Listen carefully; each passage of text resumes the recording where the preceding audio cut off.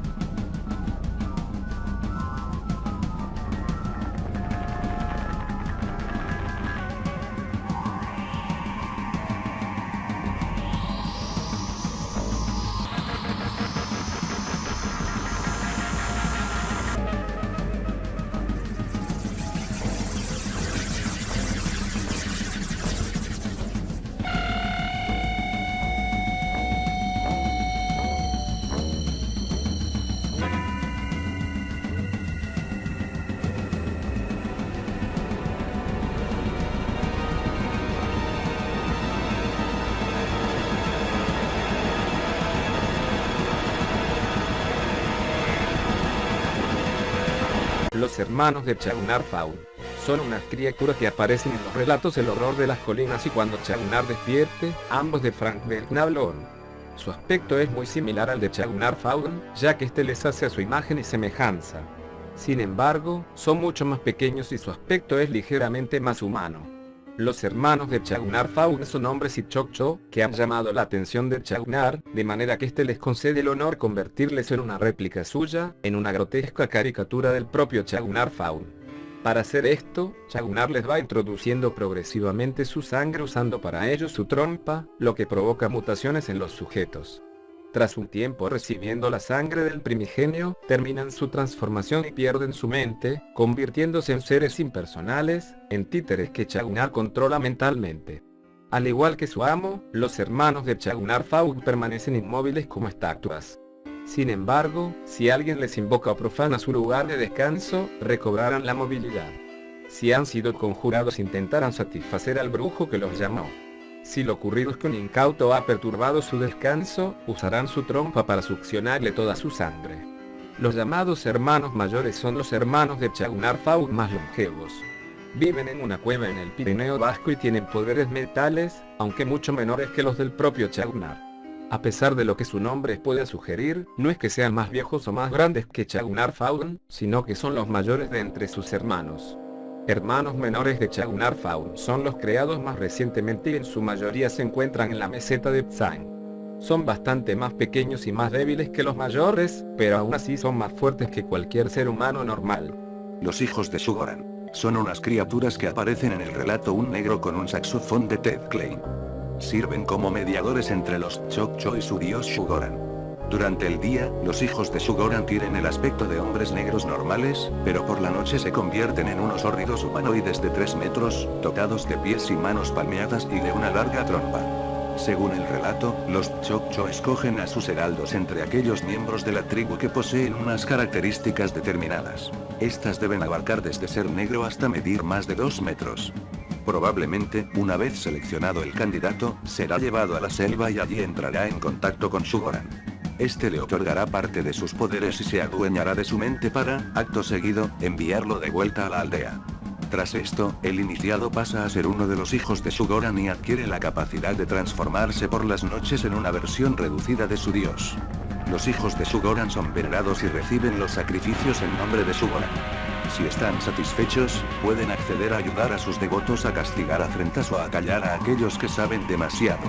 Los hijos de Sugoran pueden viajar para ello a cualquier parte del mundo, siempre acompañados de algún devoto que les sirva de intérprete, y, una vez que localizan a su víctima, la atacan por la noche y la succionan toda su sangre usando su trompa.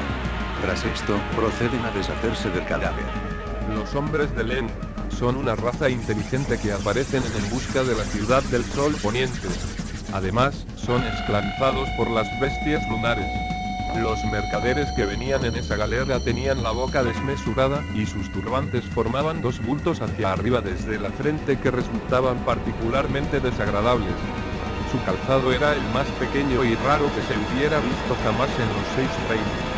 En busca de la ciudad del sol poniente. Además de lo ya dicho, la mayoría de estos humanoides son muy velludos, presentan pezuñas y tienden a la antropofagia como se nos hizo saber en las galeras negras. Los hombres de Len son criaturas vulgares y grotescas, con gustos y deseos de lo más dudoso. Los hombres de Len se comportan como los humanos.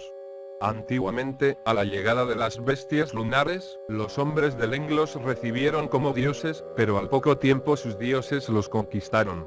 Los hombres de Len, como ya se había dicho en su condición de esclavos, eran destinados a las más ignominiosas tareas serviles, para las que no se requería una fuerza excepcional, como gobernar el timón y cocinar, hacer recados y negociar con los hombres de la Tierra o de los demás planetas con los que ellos mantenían comercio. Además, los más gordos de su especie son el alimento de las bestias lunares. Los más notables hombres de Len son los mercaderes, los cuales son enviados a vender a Giladleen los rubíes extraídos de las minas lunares y a su vez comprar los esclavos más macizos y oro.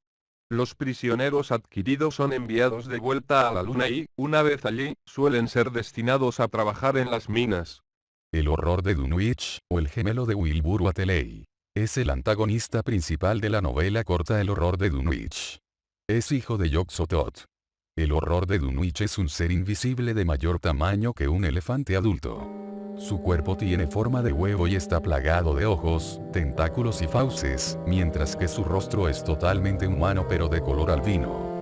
Tal como dicen al final del libro, su organismo está compuesto por una maraña de filamentos de energía, siendo más parecido anatómicamente a Yog-Sothoth que su hermano gemelo Wilbur. La criatura nació a causa de la entrega sexual de Lavinia Whateley a su dios, Yog-Sothoth. Este la fecundó en la colina de Dunwich y la dejó embarazada de 2 gemelos. Uno de ellos, Wilbur, salió más parecido a su madre que a su padre, o sea, más hombre que monstruo. El otro, posteriormente conocido como el horror de Dunwich, se convirtió rápidamente en una terrorífica monstruosidad invisible que crecía rápida y desmesuradamente. El objetivo de Wilbur, su madre y su abuelo era retener a la bestia hasta que creciera lo suficiente y llegara el momento de desatarla para sembrar el caos. Con este fin, confinaron al horror en su granero y le mantuvieron entretenido enviándole víctimas. Allí, invisible, el monstruo fue hinchándose y aumentando en tamaño y fealdad. Pero, con la muerte de Wilbur, el último de sus cuidadores, la criatura se vio obligada a abandonar el granero para seguir alimentándose, devorando por igual personas y ganado, sin perder en ningún momento su invisibilidad y sembrando el pánico entre la población. El horror de Dunwich fue destruido por un grupo de eruditos dirigidos por el Dr. Henry Armitage, mediante el empleo de un poderoso hechizo. La cabra negra de los bosques. Es un animal sagrado de Shub-Niggurath adorado en la tierra. La cabra negra de los bosques nunca es descrita abiertamente. Sin embargo, por su vinculación con algunos cultos satánicos, es posible que su aspecto sea similar al del Bacomet. El culto de la cabra negra de los bosques está asociado con algunos cultos satánicos y con el hombre negro, avatar de Nyarlathotep. También guarda relación con elementos como el becerro de oro o las macañones griegas. La cabra negra, al igual que los retoños oscuros, puede aparecer en lugar de Shub-Niggurath en caso de que ésta sea invocada. De hecho, hay quien sostiene que la cabra negra y los retoños oscuros son en realidad los mismos seres pero con un nombre diferente. Los 5 Bayen. Son unos espíritus que aparecen en el relato Oscuridad, me llamo. Los 5 Bayen son por igual los sirvientes y los carceleros de Kiega. Permanecen sellados en 5 estatuillas y es su poder lo que evita que el primigenio escape del monte Dunkelugel y destruya el mundo. Los 5 Bayen son La luna verde, el fuego blanco que es más oscuro que la noche, las alas ardientes, la mujer alada, dependiendo de la versión recibe un nombre u otro, la oscuridad blanca que es más roja que el fuego, la luz negra. Los Yoigor, no confundir con el primigenio Yoigor, son una raza extraterrestre de los mitos de Cthulhu. Los Yoigor son vórtices de energía invisibles al ojo humano. Sin embargo, pueden adoptar diversas formas, entre la que destaca la apariencia reptiliana que suelen emplear para manifestarse ante los mortales. Los Yoigor tienen una mente retorcida llena de tanta oscuridad y pesimismo que cualquiera que entrase en contacto mental con ellos sería llevado al suicidio. Otras peculiaridades de la mente de estos seres es que carecen de sentimientos y que jamás olvidan, por lo que sus ideas son siempre objetivas e inmutables. Entre los poderes de los Yoigor se encuentra la capacidad de asumir una forma corpórea o mover cosas con la mente. Los Yoigor llegaron a la Tierra en un pasado remoto liderados por su caudillo Datanotoa y se establecieron en un continente perdido, posiblemente en Nu. Allí construyeron una próspera civilización mediante el empleo de la mano de obra de esclavos, a los que maltrataban con torturas terribles. Sin embargo, cuando Datanotoa fue sellado, los Yoigor comenzaron a debilitarse, así que se retiraron a lugares inaccesibles. Los lívidos, en inglés, gas, son unas criaturas que habitan en las zonas inferiores de las tierras del sueño. Se dice que físicamente se parecen mucho a los humanos, pese a que carecen de nariz y frente. Su piel es muy pálida y vivir bajo tierra prolongadamente les ha vuelto fotosensibles. Son carnívoros y poseen una gran agilidad y potencia de salto, gracias a sus piernas, similares a las de los canguros. Sin embargo, su principal arma a la hora de cazar es el veneno que emplean para debilitar a sus víctimas, que les ha granjeado el apodo de los venenosos lívidos. Los lívidos se organizan en manadas y son muy territoriales, lo que frecuentemente les lleva a enfrentarse con gugos. También combaten ocasionalmente con los gules, aunque esto es menos común, ya que estos últimos viven en lugares menos deseables, como cementerios. Los Migó, vulgarmente conocidos como hongos de Shuggoth, son una raza alienígena de los mitos de Cthulhu. Tienen especial protagonismo en el que susurran la oscuridad. Parece ser que el término Migó proviene de la palabra Migou, nombre tibetano que designa al Yeti. Eran unos seres rosados de alrededor de 1,5 metros de altura. Los cuerpos de crustáceo estaban provistos de algunos pares de aletas o alas membranosas y varios grupos de miembros articulados. En el lugar donde podría encontrarse la cabeza había una especie de elipsoide retorcido, cubierto por gran número de apéndices. Generalmente se dice que la figura del Yeti surgió a partir de los avistamientos de Migó en el norte. Esto es curioso pues, según la descripción dada, estos seres no guardan ningún parecido con la legendaria bestia. Desde un punto de vista biológico, los Migó son, con diferencia, las criaturas lovecraftianas más extrañas. Son un cruce entre animales y hongos. Se comunican cambiando el color de su cabeza. Su cuerpo es tan altamente degradable que, al cabo de unas horas de su muerte, ya se ha degradado. No es posible fotografiarlos con éxito, pues al tomar una foto de uno no aparece en ella, como si no existiera. Esto último es lo más intrigante, pero es posible que se deba a que su piel desvíe de algún modo la luz y que esa sea la explicación del fenómeno. Los Migó son una raza muy avanzada. Su objetivo es colonizar planetas, difundiendo indirectamente el culto de los dioses a los que adoran, entre los que sobresalen Yarlatotep y Shub-Niggurath. Los colonos Migó se instalan permanentemente en los entornos seleccionados e intentan convencer a algunos de los nativos para que les ayuden a difundir sus ideologías y para que les faciliten la integración en el planeta. Se dice que esta especie expulsó a todos los antiguos que se habían instalado en la zona boreal de la Tierra. Los Migó son famosos por sus avanzadas técnicas quirúrgicas. Son capaces de extraer cerebros sin matarlos en el proceso y de conservarlos con vida dentro de cajas craneales Migó, en las que las mentes extraídas permanecen conscientes en todo momento. En ocasiones incluso se envían estos cerebros a que realicen misiones de reconocimiento, para luego llevar la información a los Migó. Pero ahí no se quedó la cosa. Los Migó saben introducirse mediante cirugía unos órganos que emulan el funcionamiento de las cuerdas vocales y que les permiten hablar lenguaje humano, aunque con un acento pausado y susurrante.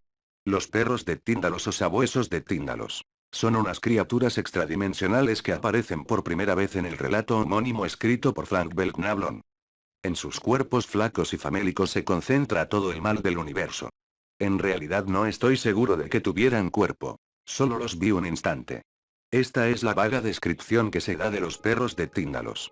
En cuanto al aspecto que presenta alguien que ha sido atacado por un perro de Tíndalos, es posible encontrarlo leyendo el tercer capítulo del relato, en el cual detallan cómo fue encontrado el cuerpo de Alpin Chalmers después de que éste fuera asaltado por estas bestias.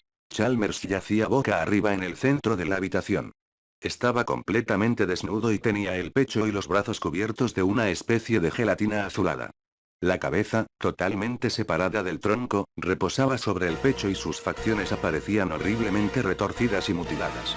No había ni rastro de sangre. La habitación presentaba un aspecto insólito. Todas las aristas habían sido cubiertas de escayola, que en algunos sectores se había agrietado y en otros, desprendido. Los fragmentos de escayola caídos habían sido agrupados en torno al cadáver, formando un triángulo perfecto. Los perros de Tíndalos fueron creados cuando la diosa Ktun se sirvió de la piel del dios Nod-Yaidir como material genético para crear una especie. Por provenir del ADN de un dios, se puede decir que los perros de Tíndalos tienen una naturaleza casi divina, de ahí sus pavorosos poderes. Se dice, asimismo, que los perros de Tíndalos representan todo lo que es impuro y, por ser la pureza algo inalcanzable para ellos, los perros odian todo lo que es puro y desean corromperlo o destruirlo. Esta naturaleza impura vincula a los perros con las formas angulares, pues éstas carecen de la pureza que poseen las formas curvas. Los perros de Tíndalos viven en el punto del espacio-tiempo correspondiente a la era de la Tierra en la que surgieron las formas de vida unicelulares. Desde allí, son capaces de viajar por los ángulos del tejido dimensional para viajar en el tiempo y perseguir a sus posibles víctimas.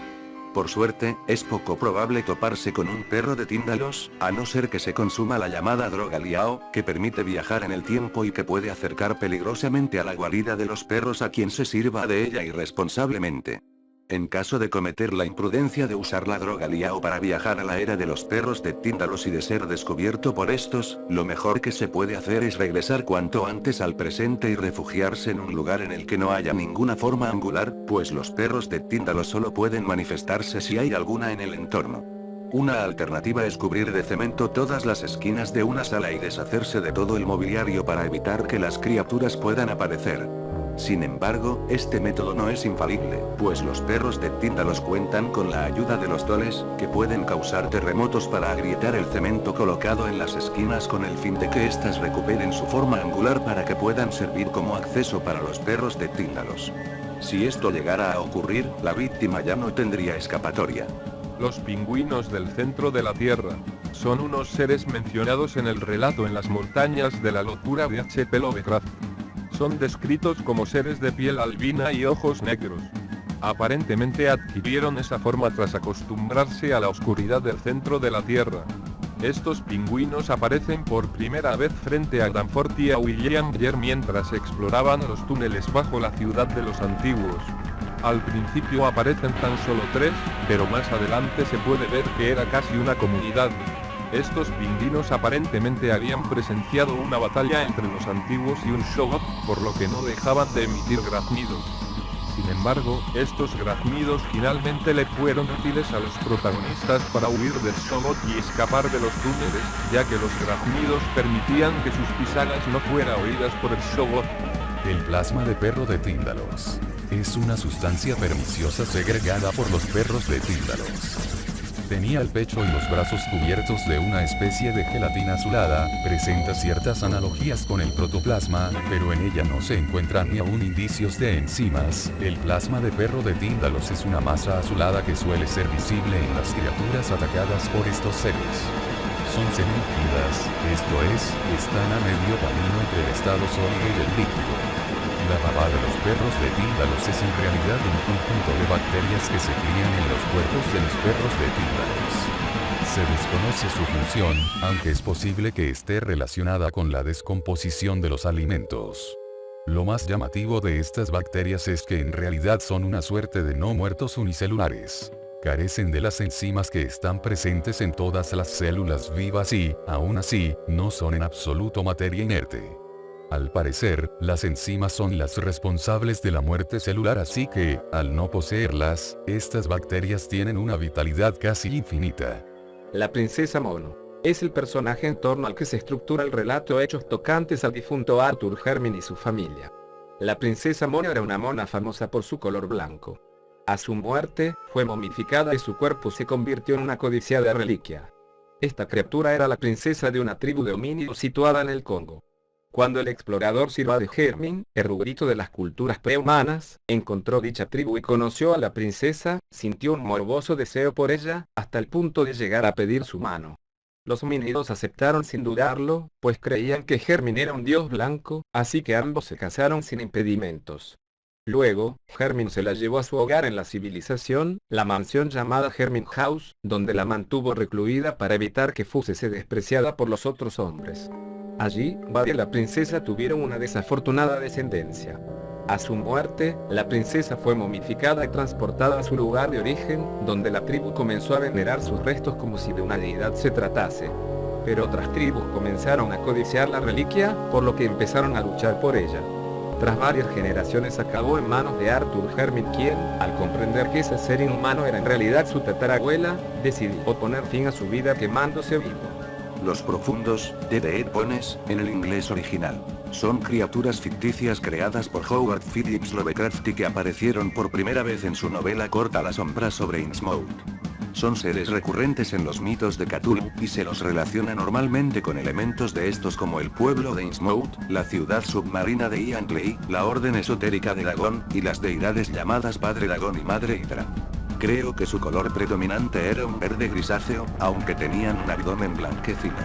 Eran brillantes y resbaladizos, pero su espina dorsal era escamosa. Sus formas eran vagamente antropoides, mientras que su cabeza era de pez, con prodigiosos ojos grandes y saltones que nunca cerraban. Al lado del cuello tenían agallas palpitantes y sus largas zarpas poseían membranas interdigitales. Andaban de forma irregular, a veces erguidos y a veces en 4 patas. Estaba de alguna forma alegre de que no tuvieran más de 4 extremidades. Sus voces croantes, aullantes, claramente usadas para articular el habla, poseían todos los matices de expresión que le faltaba a sus caras. H.P. Lovecraft, La sombra sobre Innsmouth. Los profundos son unas criaturas con forma similar a la humana, pero sus cabezas parecen de pez, con unos grandes ojos sin párpados.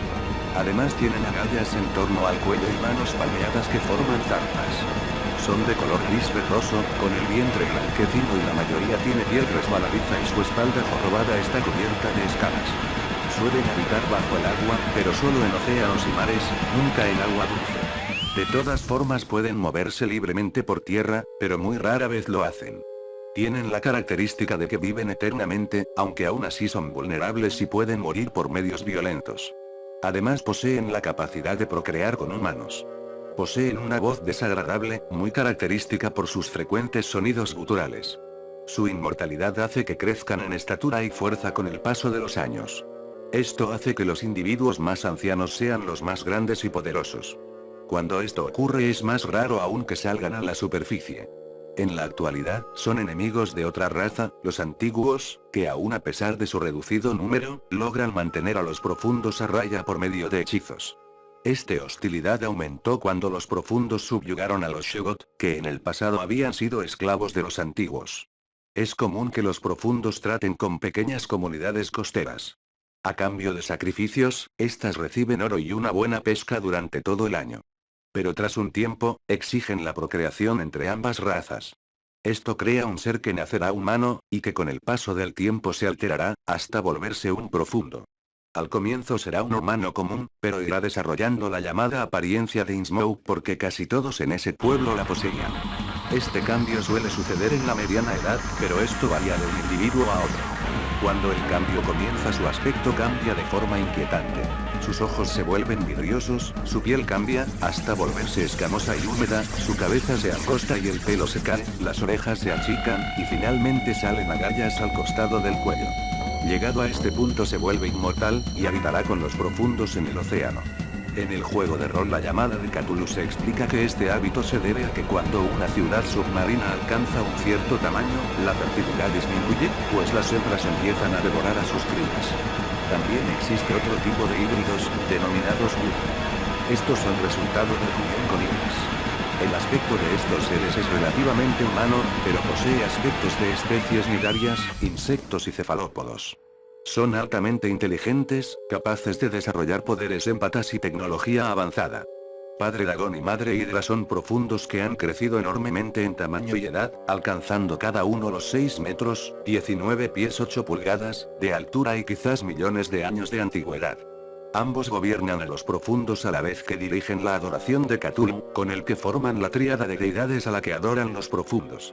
A diferencia de Cthulhu, estos se encuentran en activo. Sus características físicas son idénticas. Existen otras versiones sobre qué son en realidad. Otras teorías defienden que se trata de primigenios menores. En caso de que solo sean profundos, es probable que habiten en la ciudad de Iantley. En el juego de rol La Llamada de Cthulhu se afirma la posibilidad de que estos dos seres no sean únicos en su clase, aunque es posible que existirían otros de características semejantes, como el descrito en la obra de H.P. Lovecraft Dragon. Siguiendo esta última fuente, Iantley es la más importante y extensa de las ciudades de los profundos. Se encuentra en el Arrecife del Diablo, cerca de Innsmouth, en el estado de Massachusetts. En 1928, el gobierno de Estados Unidos atacó el lugar, bajo la excusa de una redada contra las actividades sospechosas del cacique y dueño de la refinería de oro Marsh, Zacharias Marsh. Pero esto no causó grandes daños, aunque las acciones del gobierno en Innsmouth arruinaron su posición en el pueblo al destruir a la mayor parte de los híbridos. Otras ciudades de este tipo son Auilo cerca de Cornualles, en Gales, Reino Unido, y Gllo, cerca de Surtsey, una de las islas formadas recientemente al sur de Islandia.